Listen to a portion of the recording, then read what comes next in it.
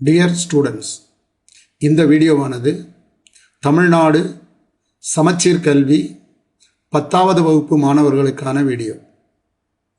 இதில் அறிவியல் பாடத்தில் அலகு 12.12ல் காம்போசிஷன் ஆஃப் பிளட், இரத்தத்தில் என்னெல்லாம் இருக்குது அப்படிங்கிறத பற்றி பார்க்க போகிறோம்.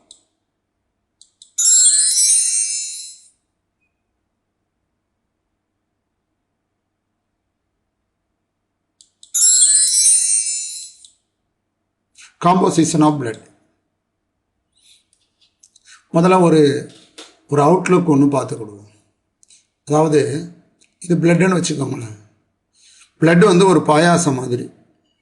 இந்த பாயாசத்தில் பார்த்தீங்கன்னா முதல்ல பால் இருக்கும், அதான் லிக்விட் பார்ட். அதில் நம்ம அண்டிப்பருப்பு, சேமியா, அப்புறம் அந்த முந்திரி பழம், பாதாம் பருப்பு இந்த மாதிரி போடுவோம் இல்லையா, அது ஃபார்ம்டு எலிமெண்ட்ஸ். ஸோ பாலில் தான் நம்ம எல்லாமே போடுறோம். இந்த பால் வந்து லிக்விட் பார்ட், அதாவது பிளாஸ்மா. அதில் போட்டிருக்கோம் இல்லையா, அண்டிப்பருப்பு, சவ்வரிசி இந்த மாதிரி போடுறோம் இல்லையா, இது பூரா formed elements.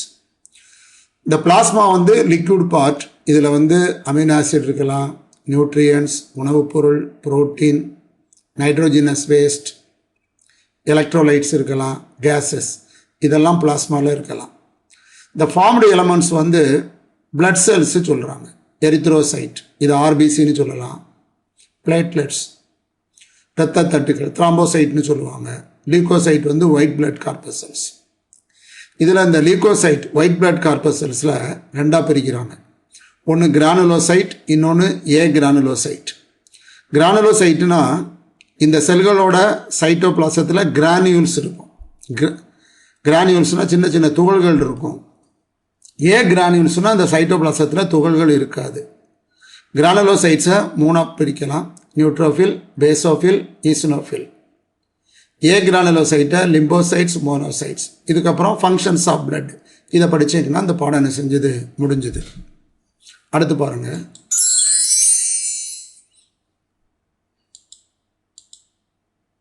blood.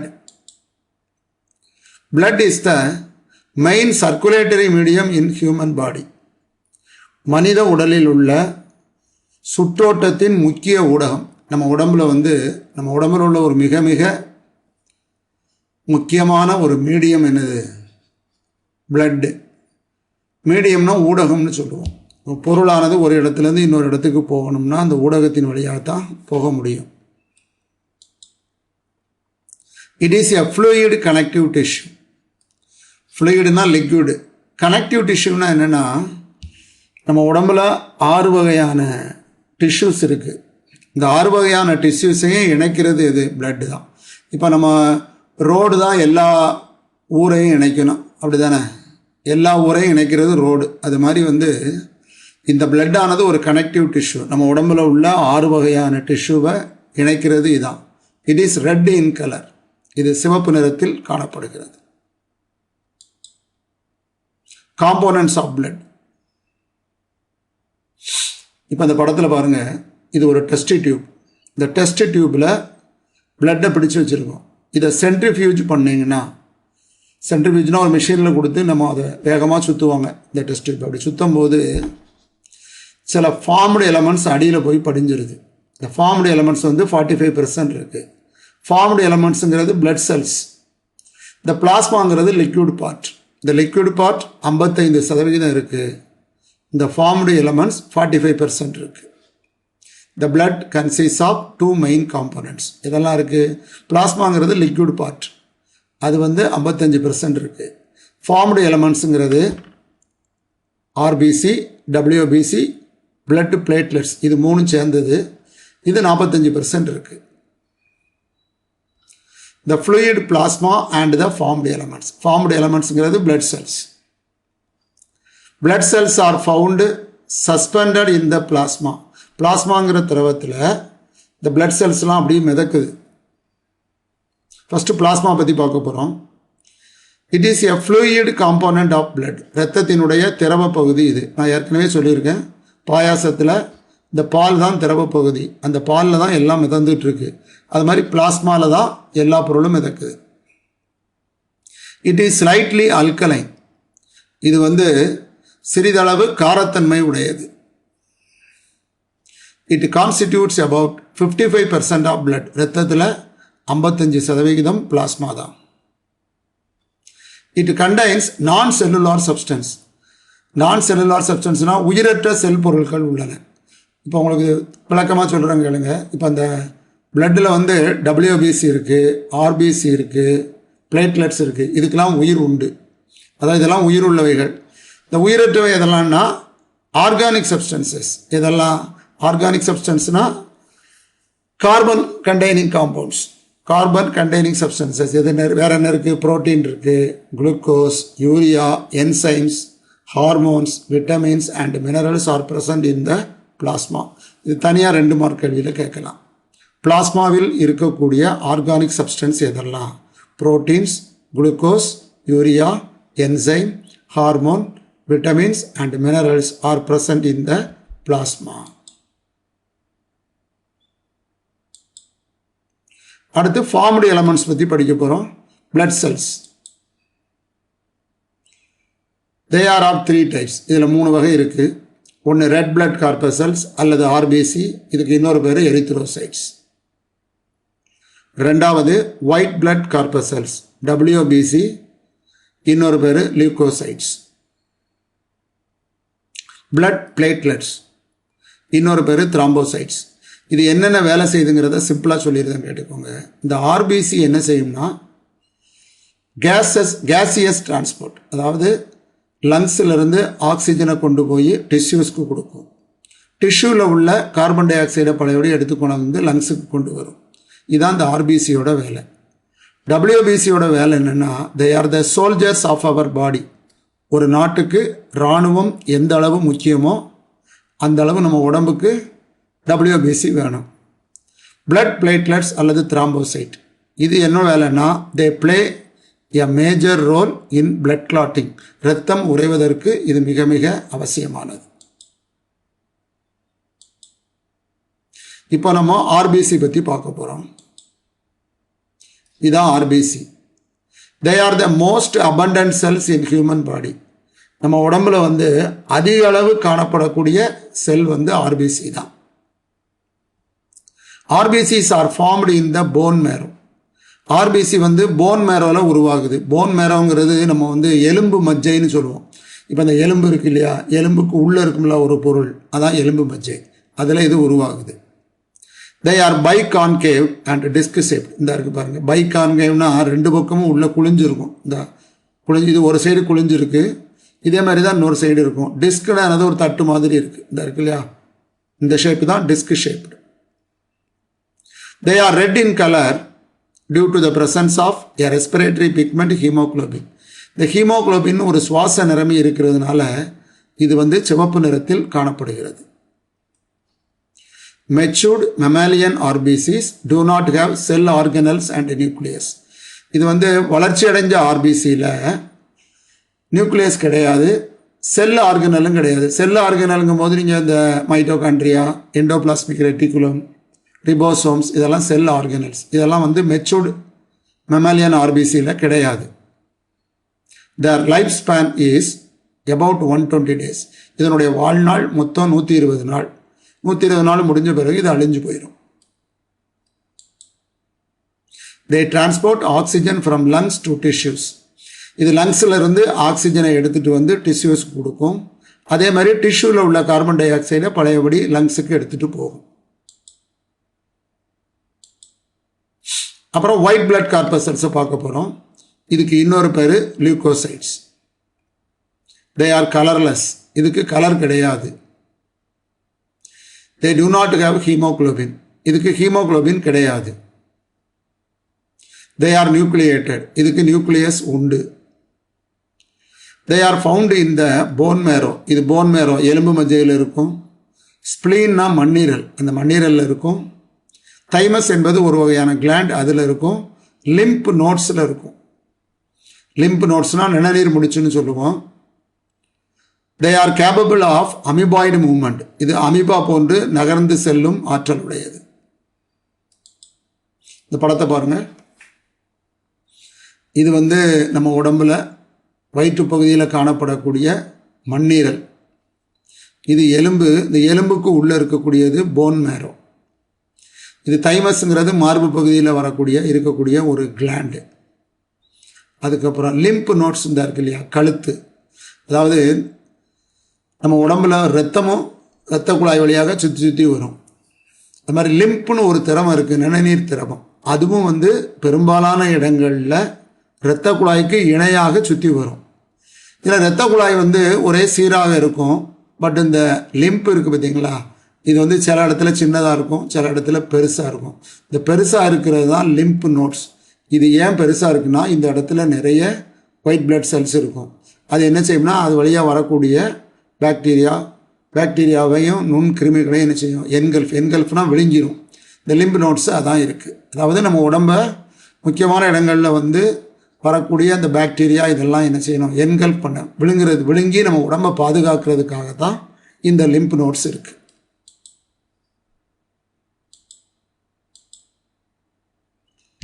White blood corpuscles இதை 2 பெரும் பிரிவுகளாக பிரிக்கலாம்.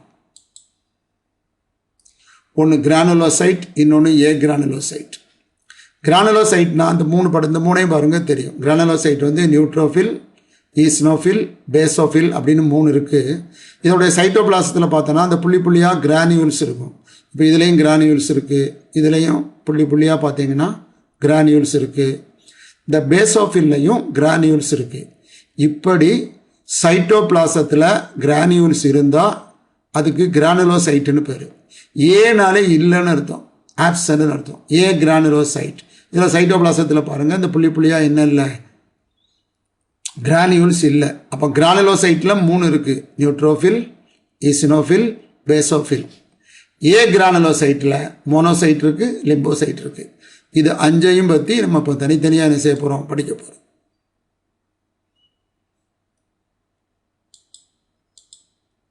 First, granulocyte.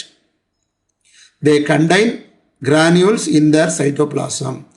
இந்த செல்களில் சைட்டோபிளாசத்தில் கிரானியூல்ஸ் இருக்குது. அதாவது சின்ன புள்ளி மாதிரி துகள்கள் இருக்குது.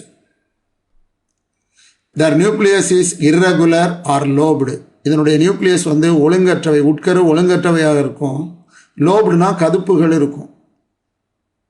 They are of 3 types. இதை 3 பிரிவாக பிரிக்கலாம். ஒன்று நியூட்ரோஃபில்ஸ். இந்த நியூட்ரோஃபில் படம் தான் இந்த இருக்குது.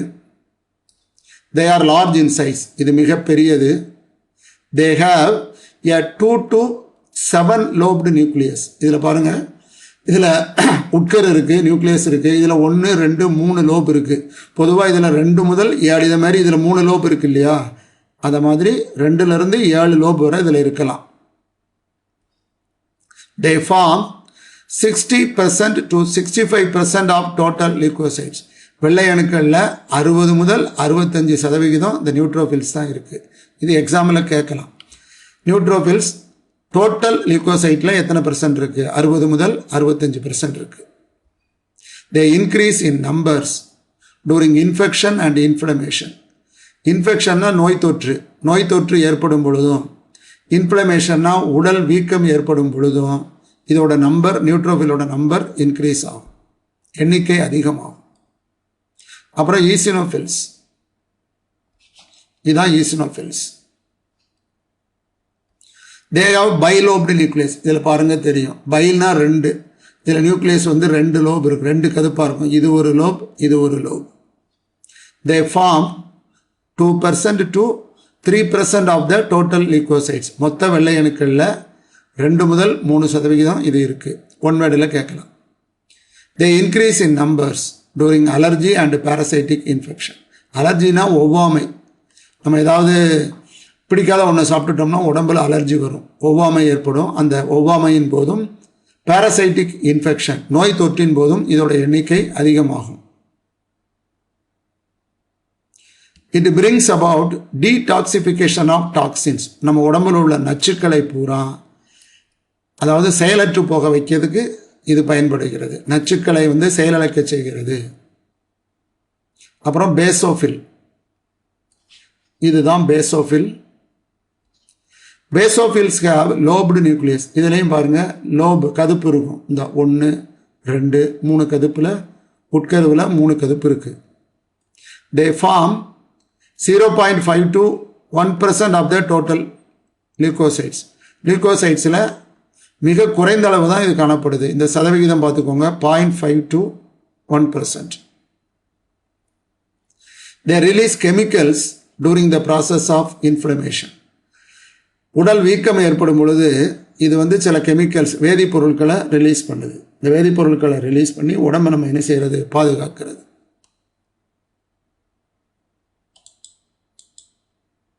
அப்புறம் ஏ கிரானுலோசைட். ஏனாலே இல்லைன்னு அர்த்தம். இதில் கிரானியூல்ஸ் இல்லை. தே do not have granules in the cytoplasm. இந்த செல்களில் சைட்டோபிளாசத்தில் கிரானியூல்ஸ் கிடையாது. They are of 2 types. இதில் 2 வகைப்படும். ஒன்று லிம்போசைட்ஸ். இந்த படத்தில் பார்க்குறீங்களா, இதுதான் lymphocyte. They form 20 to 25% of the total leukocyte. இந்த பர்சன்டேஜ் அப்புறம் நல்லா பார்த்துக்கோங்க, ஒன்வேர்டில் கேட்கலாம். லிம்போசைட் வந்து மொத்த லியூக்கோசைட்டுகளில் 20 முதல் 25% இருக்குது.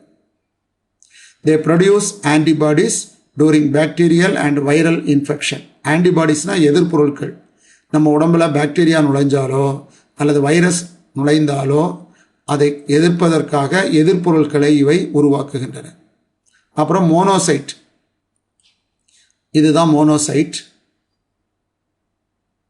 They are the largest of the leukocytes. ஒன்வேர்டில் கேட்பாங்க, லியூக்கோசைட்ஸ்லே ரொம்ப பெருசு எது? Monocyte. They are amoeboid in shape. இது அமீபா வடிவம் உடையது. அமீபாவுக்கு வந்து ஒரு நிரந்தர வடிவம் கிடையாது. இது என்ன ஷேப்பில் வேணாலும் இருக்கும், அது மாதிரி இது இருக்கும். They form 5 to 6% of the total leukocytes. லியூக்கோசைட்ஸில் 5 முதல் 6% இருக்குது. They are phagocytics and can engulf bacteria. பேகோசைட்டிக்னா விழுங்கும் ஆற்றல் உடையது. இது பாக்டீரியாக்களை என்ன செய்யும்? விழுங்கிடும். விழுங்கி நமது உடலை பாதுகாக்கிறது. கடைசியாக பிளட் பிளேட்லெட்ஸ் அல்லது த்ராம்போசைட் இதாக இருக்கு இல்லையா, இதுதான் thrombocyte. They are small and colourless. இவை மிகச்சிறியவை, இதுக்கு நிறம் கிடையாது.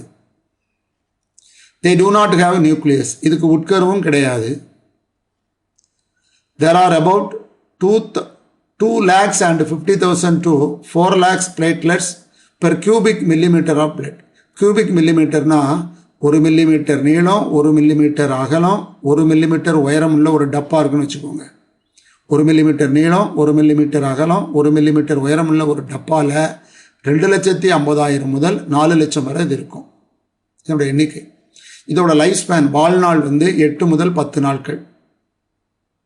They are essential for blood clotting. இரத்தம் உறைவதற்கு இது மிக மிக அவசியம். They form clot at the site of injury and prevent blood loss. இப்போ நம்ம வந்து நீங்கள் பென்சில் சிவிக்கிட்டு இருக்கீங்க, திடீர்னு வந்து இந்த பிளேடு வந்து கையில் வெட்டிடுதுன்னு வைங்க, கொஞ்சம் நேரம் அதை அமுக்கி பிடிச்சிங்கன்னா அந்த இடத்துல வந்து இரத்தமானது உறைஞ்சிரும். இப்படி இரத்தம் உறைவதற்கு ஒரு முக்கியமான காரணமாக இருப்பது பிளட் பிளேட்லெட்ஸ். அப்படி ரத்தம் உறைய போய் தான் மேற்கொண்டு ரத்தம் வெளியே வராமல் நம்ம உடம்பு என்ன செய்கிறது, நம்ம உடம்பு பாதுகாக்கப்படுகிறது. கடைசியாக ஃபங்க்ஷன்ஸ் ஆஃப் பிளட், இரத்தத்தினுடைய வேலை என்ன? Transport of respiratory gases. அதான் நான் சொன்னேன், இப்போ இந்த மூக்கு வழியாக நம்ம ஆக்சிஜனை எடுக்கிறோம், அது நேராக லங்ஸுக்கு போகுது.